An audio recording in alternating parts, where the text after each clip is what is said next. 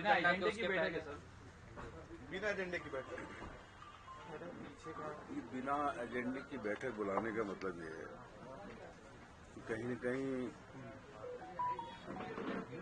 BJP को, मुख्यमंत्री जी को, सरकार को लग गया है कि ये हालत खस्ता है।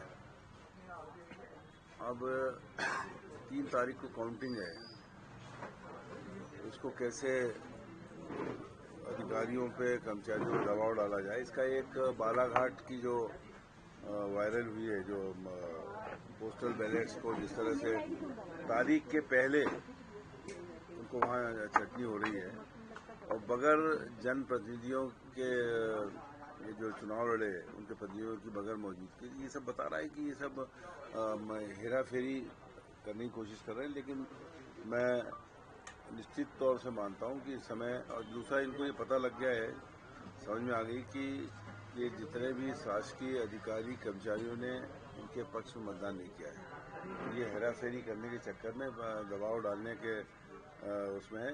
लेकिन कुछ होगा नहीं। इस समय जनता से लेके, कांग्रेस के कार्यकर्ता से लेके जो अधिकारी हैं, जो समझ गए हैं कि सरकार जाने वाली है, वो भी सजग हैं, इसलिए ये कुछ कर नहीं पाएंगे। और बाकी 26 तारीख को आदरणीय कमलनाथ जी ने सब डिटेल में निर्देश सभी कांग्रेस के प्रत्याशियों को, कार्यकर्ताओं को दे चुके हैं और पूरी कांग्रेस पार्टी इस मामले में सजग है। ये कोई औचित्य नहीं था 30 तारीख को बैठक बुलाने का, पर ये क्यों है, मैं समझता हूँ इस बैठक के बाद बहुत सी चीजें आप लोगों के माध्यम से भी और बाकी माध्यमों से आएगी। ये क्वेश्चन मार्क है और निश्चित तौर पर क्वेश्चन मार्क। मतगणना प्रभावित करने की कोशिश तो नहीं? मैंने कहा ना, मतगणना को प्रभावित करना, दबाव डालना, ये सब है स्ट्रेटजी।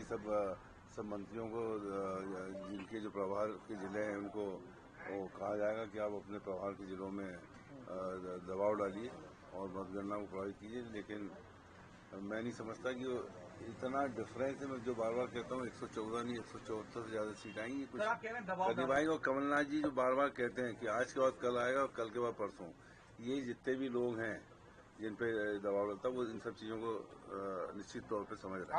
सर आप कह रहे हैं दबाव इसमें 14 का शिकार हुआ है टाइगर स्टेट। अरे ये हर कुछ हो रहा है, रोज आ रहा है कि पटवारी को डंपर से मार दिया, उसकी लड़की क्वेश्चन उठा रही, पुलिस नहीं गई वहाँ। यहाँ आज ही बहुत सी उसमें आया मीडिया में कि एक आदमी की मार मार के हत्या कर दी गई। कानून व्यवस्था नाम की चीज़ ही नहीं बची है। और मैं समझता हूँ कि ये सब इस बात के इंडिकेशंस हैं कि सरकार को बहुत, जनता ने बहुत बुरी तरह से सत्ता से बाहर कर रही है। और ये मैं नहीं समझता कि इसके बाद कभी सत्ता में टाइगर स्टेट का, सर टाइगर स्टेट का दर्जा है और उसके बाद टाइगरों के इस तरीके से लगातार किसी भाई, जब आदमी कोई नहीं बचा पा रहे हैं तो टाइगर को कहाँ से बचाएंगे?